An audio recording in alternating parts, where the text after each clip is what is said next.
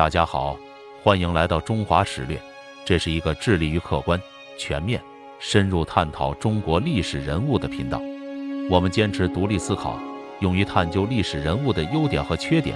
我们认为历史不应该被扭曲或被简单的肯定或否定，每个历史人物都有其独特的贡献和缺陷。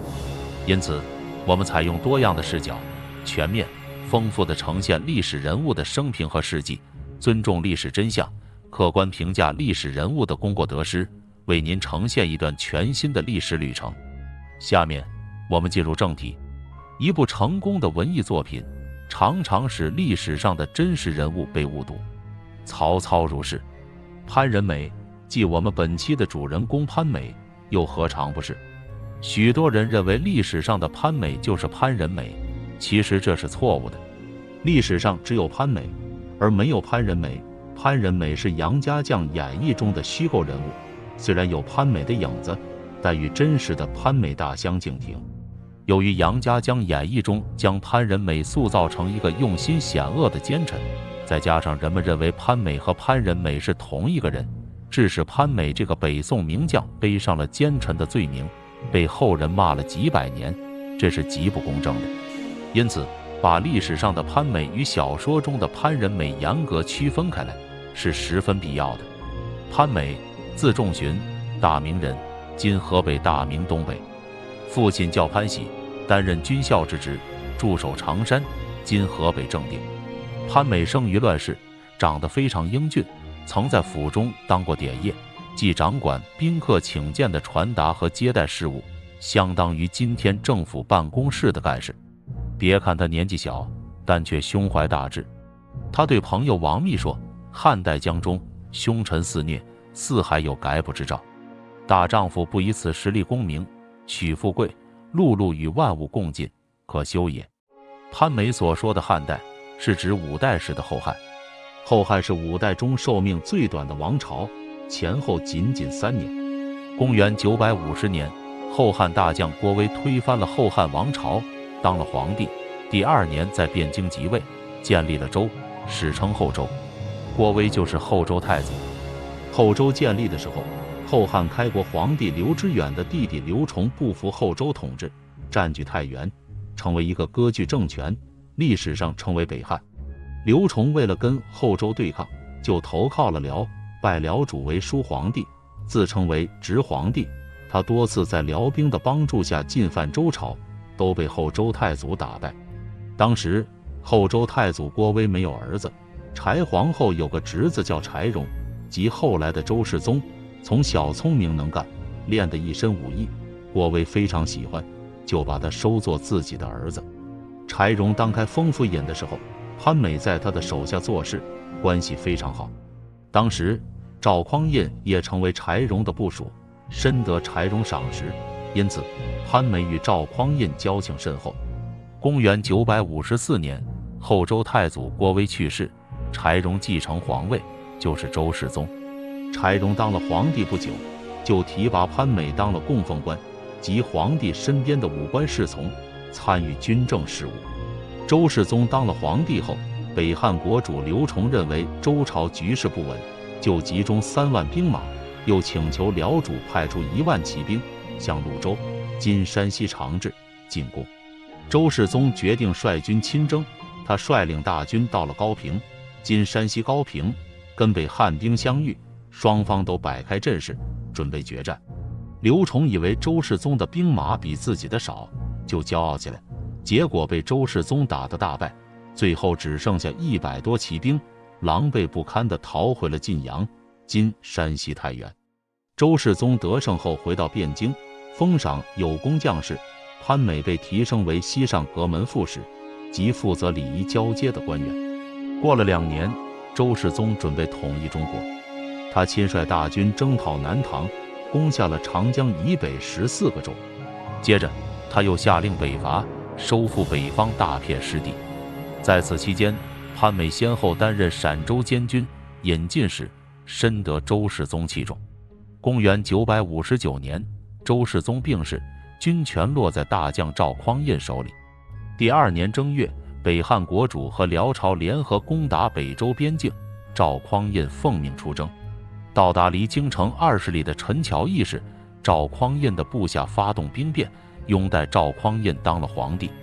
由于赵匡胤与潘美原来关系就好，所以赵匡胤当了皇帝，自然对潘美委以重任。赵匡胤虽然建立了宋朝，但天下并不太平。北方有契丹建立的辽国和盘踞太原的北汉国，南方有南唐、吴越、后蜀、南汉等国，湖南还有人拥兵自立，所以赵匡胤统一天下的任务十分艰巨。当时陕州军帅袁彦拥兵自重，信任奸佞小人，滥杀无辜。赵匡胤担心他叛乱，就派遣潘美去担任监军，以消除隐患。潘美单骑独马到了陕州，向袁彦等人晓以大义，陈述利害。袁彦被潘美的真诚所打动，于是跟着潘美到了京城，以示效忠。赵匡胤非常高兴，说潘美不杀袁彦，能让他来觐见，正合我的心意啊。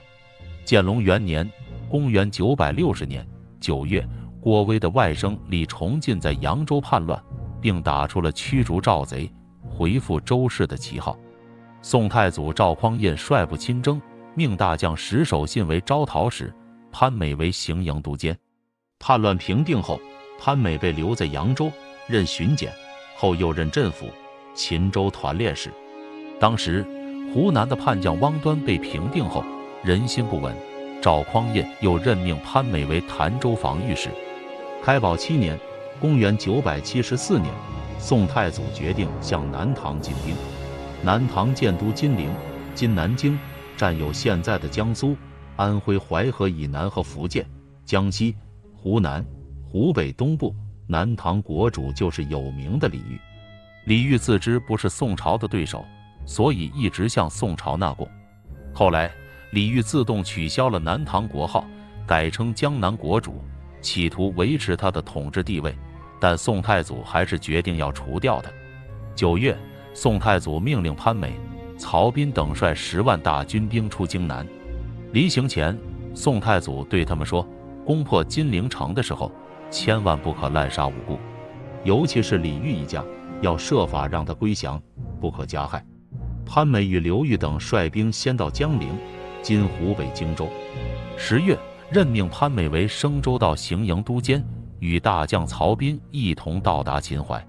当时因为船只还没有准备好，潘美就下令说，我受皇上的命令，带领数万兵马征讨南唐，一定要取得胜利，怎么能因为河水阻挡而停止前进呢？于是他身先士卒，涉水而进，大军也跟着他抢渡秦淮河，南唐军大败。潘美指挥宋军在采石矶架设浮桥，南唐兵用20多艘战船来阻击。潘美指挥部队奋勇出击，夺得南唐兵的战船，并俘获郑彬等7名将领，随后攻破了城南水寨，奋兵把守。这天夜晚，南唐兵偷袭水营，由于潘美早有准备，南唐兵未能成功。第2年夏天到秋天，宋军连连获胜，潘美、曹彬等人率大军兵临金陵城下，连续几次把南唐军打得大败。李煜非常着急，于10月、11月2次派徐铉到开封请求延缓进占金陵的时间，宋太祖没有答应，仍诏令诸将促令李煜归附。李煜没有办法，连夜派部队数千人，手持火把来攻潘美的军队。潘美率精锐军队与敌军短兵相接，又与大将军曹彬率领军队在黎明时分攻城，一举攻克了金陵。金陵平定后，潘美被封为宣徽北院使。宋太祖用了13年时间，消灭了南方5国，接着就出兵攻打北汉都城太原。由于北汉有辽国的援助，北伐没有成功。不久，宋太祖病死，他的弟弟赵匡胤继承皇位，这就是宋太宗。太平兴国元年，公元976年，宋太宗任命潘美为南院使。太平兴国3年，978年，加封潘美为开府仪同3司。宋太宗决心完成统一北方的事业。太平兴国4年，公元979年，宋太宗亲自率领4路大军围攻北汉都城太原，并任命潘美为北路都招讨。判太原行府事。辽兵又来援助，宋太宗派兵截断了援兵的要道，把太原城包围起来。太原城里无粮草，外无救兵，北汉国主刘继元只得投降，北汉自此灭亡。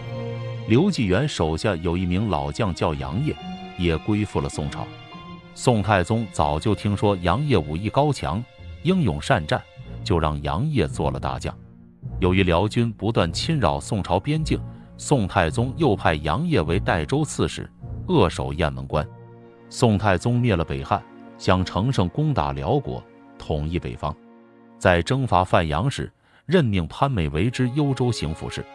宋军攻势凌厉，几个州的辽朝守将纷纷投降，宋军一直打到幽州（今北京）。后来，辽朝派大将耶律休哥救援，双方在高粱河（今北京城西）打了一仗，结果宋军大败，宋太宗乘了一辆驴车才逃回东京。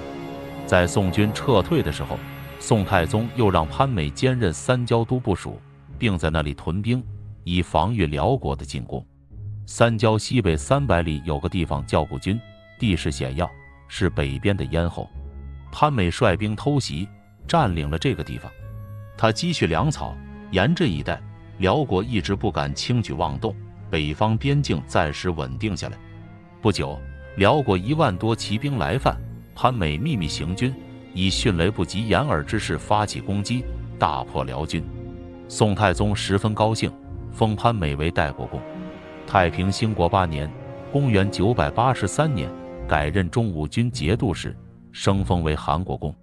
公元982年，辽主耶律贤死去后，即位的辽圣宗耶律隆绪才12岁，所以由他的母亲萧太后执政。有人向宋太宗建议，认为辽国幼主即位，朝政不稳，可趁机收复燕云16州。宋太宗接受了这个建议，于雍熙3年，公元986年，命潘美、曹彬、崔彦进分别率大军北伐，并且派杨业做潘美的副将。3路大军分路进攻，旗开得胜。潘美、杨业这一路人马出兵雁门关，很快收复了4个州。但是曹彬率领的主力由于孤军深入，被辽军杀得大败。宋太宗急忙命令各路大军撤退。潘美、杨业接到命令，就率领大军掩护4个州的百姓退到狼牙村。这时，辽兵已占领了环州（今山西朔县东），兵势十分凶猛。杨业建议派兵佯攻，吸引住辽兵主力，然后派精兵埋伏在撤退的路上，掩护军民撤退。监军王申反对杨业的意见，说：“我们带了几万精兵，还怕他们？我们只管沿着雁门大路大张旗鼓地行军，也好让辽军见了害怕。”杨业说：“现在敌强我弱，这样干一定要失败。”王申带着嘲笑的口气说：“杨将军不是号称杨无敌吗？怎么在敌人面前却畏缩不前了？是不是另有打算呀？”这一句话把杨业激怒了，他说：“我并不是怕死，只是看到现在时机对我们不利，怕士兵白白丧命。你们一定要打，我可以打头阵。”潘美爱惜杨业是个难得的将才，本来不同意他去送死，但有王申从中作梗，只得违心同意。杨业无可奈何，只好带领手下人马出发了。临走时，潘美抓住杨业的马缰绳，说：“杨将军此去一定要多多保重，能胜则胜，不能胜则迅速回兵，不必恋战。”接着又问道：“杨将军还有什么要交代的吗？”杨业含着眼泪对潘美说：“这个仗肯定要失败，我本来想看准时击痛击敌人，报答国家，现在大家责备我拒敌，我不得不先死了。”接着他指着前面的陈家峪（今山西朔县南）说：“希望你们在这个谷口两侧埋伏好步兵和弓弩手，我兵败之后退到这里，你们带兵接应，两面夹击，也许有转败为胜的希望。”杨业出兵没多远，果然遭到辽军的伏击。他带兵拼杀了一阵，终于抵挡不住，只好一边打一边把辽军引向陈家峪。到了陈家峪，正是太阳下山的时候。杨业退到谷口，只见两边静悄悄的，连一个宋军的影子也没有。原来杨业走了以后，潘美按照杨业的意见，把人马带到了陈家峪准备接应，但等了一天，等不到杨业的消息。王申认为一定是辽兵退了，他怕杨业抢了头功，就催促潘美把伏兵撤离了陈家峪。杨业见约定的地点没有自己的人接应，只好带兵与追上来的辽兵展开搏斗。杨业虽然勇猛，但终因寡不敌众，兵败被俘，在辽营绝食3天而死。消息传到东京，宋太宗十分难过，他把王申革职查办，又把潘美连降3级，让潘美担任了检校太保。第2年任检校太师，不久改任都部署、兵州通判。淳化2年991年，宋太宗又加封潘美为同平章事，但数月后就去世了，终年67岁。死后追赠中书令，赐谥号为武惠。杨业的死虽然与潘美没有坚持在陈家峪接应有很大关系，但他并没有要陷害杨业的意思，更没有要故意置杨业于死地的意图。他的失误在于，当监军王申心存思念让他从陈家峪撤军时，潘美没有坚持自己的意见，而是一昧听命于王申，致使杨业退至陈家峪时没有得到援助。因此杨业的死主要责任在王申，次要责任在潘美。杨家将演义成书于明代中叶，杨家将的故事在民间广为流传。书中塑造的潘仁美故意陷害杨业，一定要置杨业于死地，是一个让人痛恨的奸臣。但是潘仁美是一个艺术形象，跟历史上的潘美根本不同。潘美之所以身为奸臣骂名几百年，终究是受了杨家将演义的影响而已。最后感谢您的收看，欢迎订阅本频道，并在留言区留下您的评论，我们下期再见。